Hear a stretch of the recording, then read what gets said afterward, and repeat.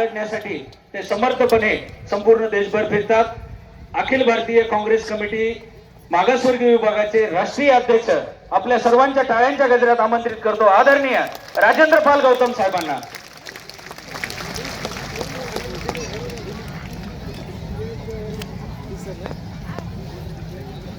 दुनिया को समता, स्वतंत्रता, बंधुता, न्याय, प्रज्ञा, शील, करुणा और मैत्री के साथ साथ शांति व मानवता का संदेश देने वाले तथागत भगवान बुद्ध, संत गुरु रविदास जी, संत कबीरदास जी, गुरु नानक देव जी, शिवाजी महाराज, ज्योतिबा फूले जी, सावित्रीबाई फूले जी, फातिमा शेख जी, साहू जी महाराज, संत गाडगे बाबा, गुरु घासीदास जी, डॉक्टर बाबा साहेब अम्बेडकर जी, माता रमाबाई जी और समाज के सभी महापुरुषों के चरणों में कोटि कोटि नमन करते हुए आदरणीय भिक्खु संघ, हमारे बीच उपस्थित दोनों हमारे विधायक साथी राहुल पाटिल जी, बाबा जानी जी और यहाँ परभनी के आसपास से कोने कोने से आए धम्म बंधुओं, उपासक उपासिकाओं, सभी को क्रांतिकारी जय भीम, विनम्र नमो बुधाय। सबसे पहले तो आप सभी को और विशेष रूप से सिद्धार्थ हति अंबिरे जी को शुभकामनाएं देता हूं कि वो अंतर्राष्ट्रीय धम्म परिषद का आयोजन परभनी में किया और साथ ही साथ यहाँ एक बहुत ही खूबसूरत बौद्ध विहार, विपස්සना सेंटर, लाइब्रेरी का जो निर्माण करने का संकल्प उन्होंने लिया, उसके लिए मैं उन्हें बधाई देता हूं और आप सबको भी शुभकामनाएं देता हूं। साथियों, एक बहुत ही खूबसूरत धम्मचारिका आपने देखी होगी। कुछ बौद्ध भिक्खु संघ अमेरिका के अंदर धम्मचारिका कर रहे हैं विश्व शांति के लिए, मानवता की खुशहाली के लिए। जिस तरह पूरी दुनिया में चारों तरफ नफरत बढ़ी है, कई देशों के बीच में युद्ध हो रहा है, कहीं अमेरिका के राष्ट्रपति वेनेजुएला के अंदर हमला करके वहां के राष्ट्रपति और उनकी पत्नी को उठा के ले जाते हैं, तो कहीं रसिया और यूक्रेन के बीच में युद्ध चल रहा है। आखिर ये दुनिया जा कहां रही है? मैं समझता हूं आज पूरे दुनिया को ऐसे दौर में जब नफरत तेजी से बढ़ रही हो, जहां एक शक्तिशाली दूसरे को हराकर खुशी महसूस करता हो,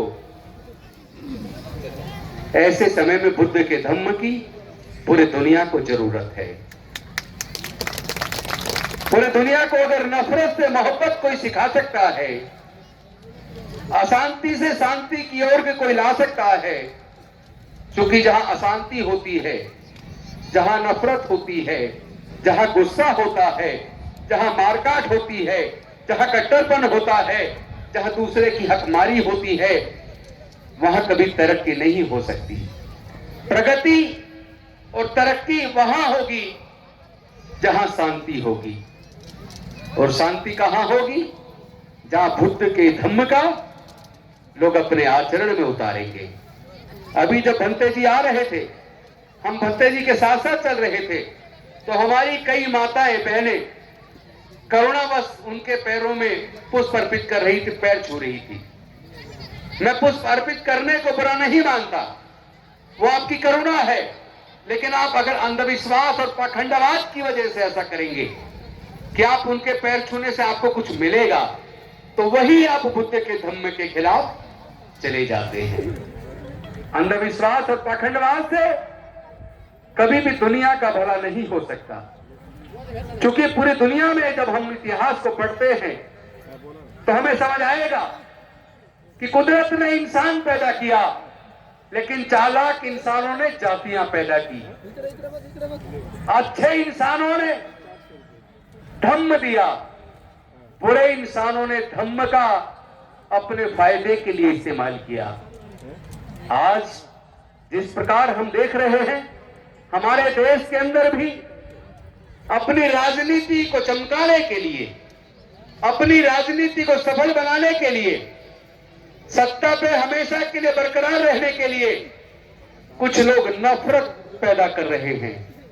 अभी आपने 25 दिसंबर को देखा होगा, जहां एक तरफ पूरे दुनिया के अंदर क्रिसमस का त्योहार बड़े धूमधाम से लोग मना रहे थे, तो वहीं उनके चर्च के अंदर घुसकर कुछ कट्टरपंथी लोग वहां तोड़फोड़ कर रहे थे।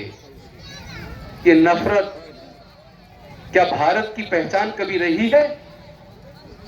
अगर नफरत भारत की पहचान रहती तो भारत को दुनिया के अंदर जितना सम्मान मिलता है वो ना मिलता, क्योंकि भारत को पूरे दुनिया के अंदर सम्मान बुद्ध की वजह से मिलता है।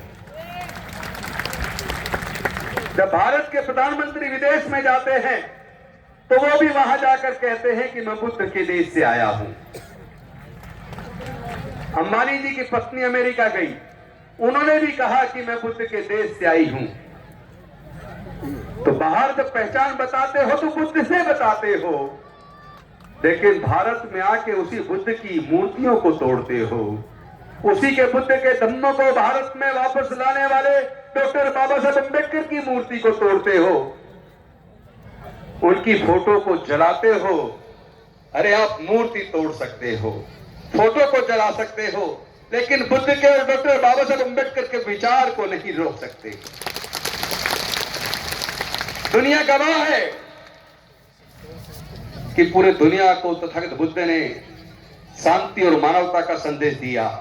समता, स्वतंत्रता, बंधुता, न्याय, करुणा, मैत्री और प्रज्ञा का मार्ग दिया, अष्टांगिक मार्ग दिया, पंचशील दिया। जैसा अभी मेरे साथी गगन मलिक जी बोल रहे थे कि बाबा साहब का वो धम्मचक्र चलते रहना चाहिए। चलेगा कैसे जब डॉक्टर बाबा साहब अम्बेडकर को मानने वाले, तथागत बुद्ध को मानने वाले लोग भी जब अंधविश्वास और पाखंडवाद को बढ़ावा देने शुरू कर देंगे तो धम्म आगे नहीं बढ़ेगा। आप लोग पहले अपने अंदर, खुद के अंदर बसी जाति को तो त्याग दो। अभी तो आपने अपने गोत्र को नहीं छोड़ा। आप बौद्ध उस दिन बनेंगे जिस दिन आप अपनी जाति के गोत्र को छोड़कर बुद्ध के धम्मों को आत्मसात कर लेंगे। मुझे याद आता है जब सम्राट अशोक ने कलिंगा विजय प्राप्त की, सम्राट अशोक बड़े प्रफुल्लित हो रहे थे। वो कह रहे थे कि मैंने दुनिया को जीत लिया, मैंने जंग जीत ली, बड़े प्रफुल्लित थे। लेकिन चारों तरफ लाशें ही लाशें थी, खून ही खून था। वहां से एक भंते जी गुजर रहे थे। भंते जी ने कहा, ए सम्राट, तुम तो बड़े खुश हो रहे हो, कह रहे हो तुमने दुनिया को जीत लिया। क्या इन मुर्दों को जीता है? किस पे राज करोगे? यहां तो लाशें ही लाशें हैं। क्या तुमने अपने अंदर पल रहे राग, द्वेष, लोभ, मोह, अहंकार, गुस्सा और नफरत को जीत लिया?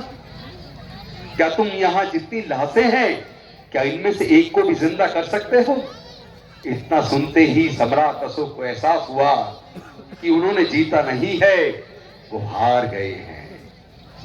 तब उन्होंने अपने शस्त्र अस्त्र त्याग कर तथागत बुद्ध की शरण में चले गए। अपने पूरे परिवार को, अपने बेटे को, अपनी बेटी को बुद्ध के धम्म के प्रचार प्रसार में लगा दिया। और उसके बाद उस धर्म ने पूरे दुनिया को शांति, मानवता का संदेश दिया।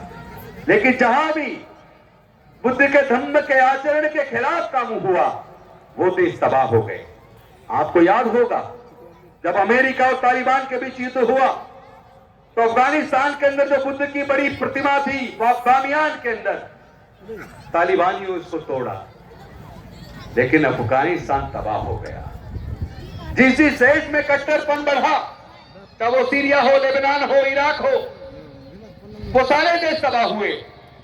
और आज लेकिन जब भारत के अंदर हम देख रहे हैं, रामनवमी है और आप अपना जुलूस लेकर किसी मस्जिद के सामने जाकर डीजे बजाकर वहां डर पैदा करते हो, आप क्रिसमस के दिन जाकर किसी चर्च के अंदर तोड़फोड़ करते हो, आप ये भूल जाते हो कि आप नफरत से नहीं जीत सकते। अगर किसी को जीतना है तो मोहब्बत से जीतो, प्यार से जीतो, करुणा से जीतो, अच्छे कर्म से जीतो, तो भारत मजबूत बनेगा। क्योंकि आपको याद रखना चाहिए, अगर धर्म के आधार पर आप नफरत पैदा करेंगे, जाति के आधार पर लोगों की हत्याएं करेंगे, तो मत भूलिए भारत के कई करोड़ लोग विदेशों में जाकर अपना व्यापार कर रहे हैं, अध्ययन कर रहे हैं, नौकरियां कर रहे हैं, और ज्यादातर जिन देश में वो नौकरी कर रहे हैं, व्यापार कर रहे हैं, या तो वो देश मुस्लिम है, या वो देश ईसाई है, या वो देश बौद्ध है। लेकिन जब बौद्धों के खिलाफ, मुस्लिम के खिलाफ, ईसाई के खिलाफ आप अपने देश में इस तरह का आचरण करेंगे, तो जो भारत के करोड़ों लोग विदेशों में, बौद्ध देश में, ईसाई देश में और साथ में मुस्लिम देश में जो अपना व्यापार या नौकरी या पढ़ाई लिखाई कर रहे हैं, आप उनकी जान को खतरा पैदा कर रहे हैं। क्योंकि नफरत से नफरत बढ़ती है, मोहब्बत से मोहब्बत बढ़ती है। नफरत से देश आगे नहीं बढ़ेगा।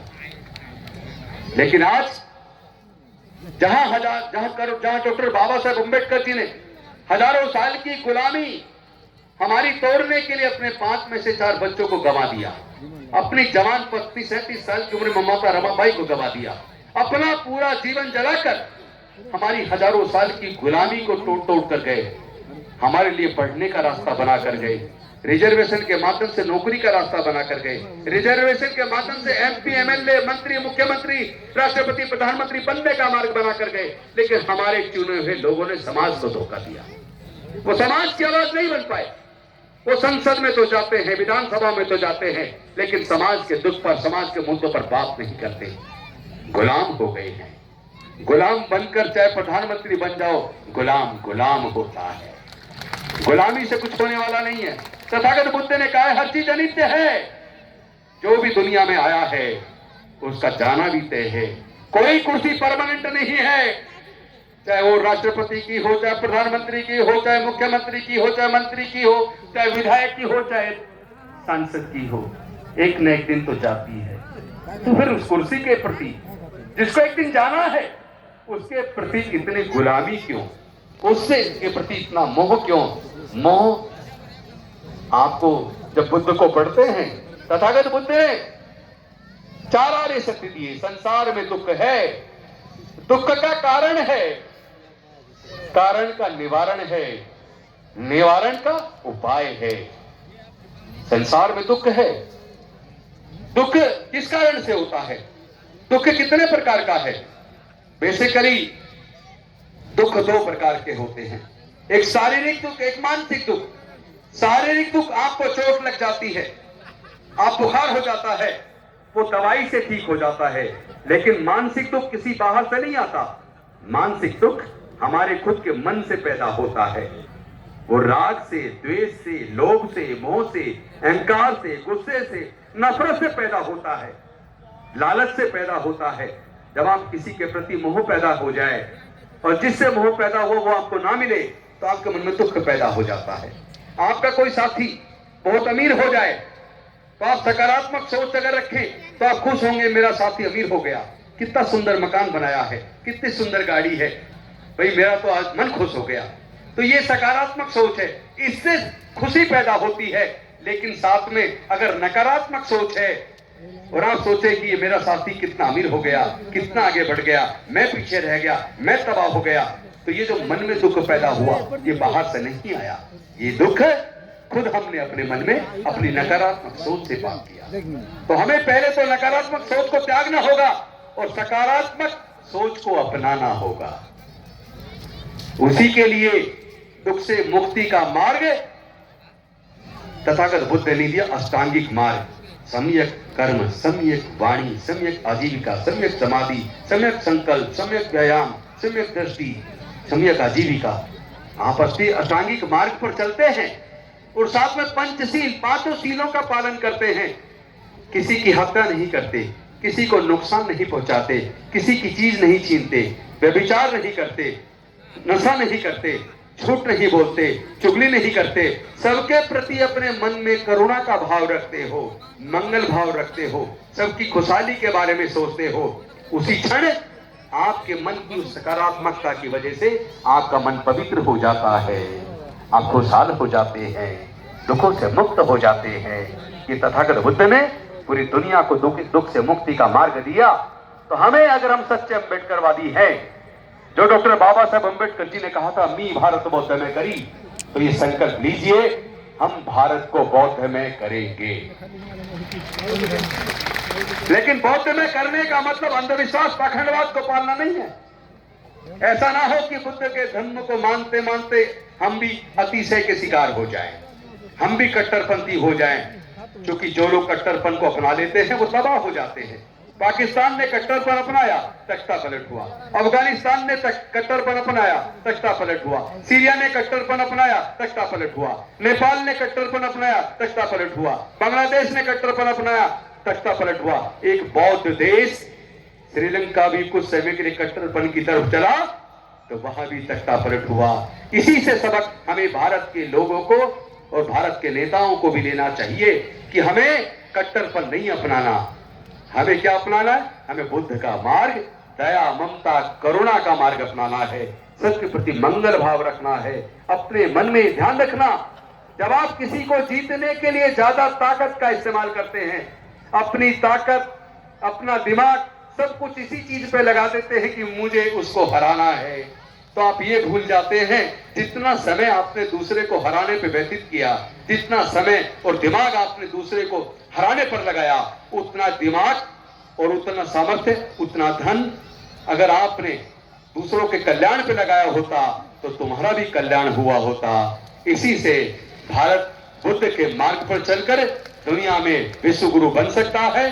अदरवाइज कट्टरपन, अंधविश्वास, जातिवाद, धर्म के प्रति नकारात्मक भाव से कभी भारत विश्व गुरु नहीं बन सकता।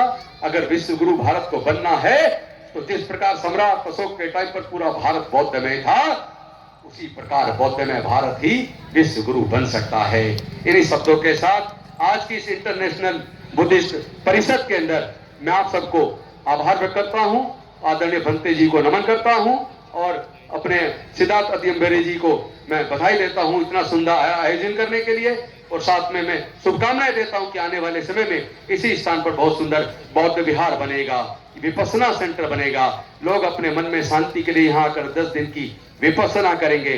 यहाँ लाइब्रेरी में बैठकर पढ़कर लोग अपना खुद का तरक्की करेंगे, बच्चों का भी विकास होगा और हम एक बहुत सुंदर भारत का निर्माण करेंगे। बहुत बहुत धन्यवाद, शुक्रिया। जय भीम, जय भारत, जय संविधान, जोहार।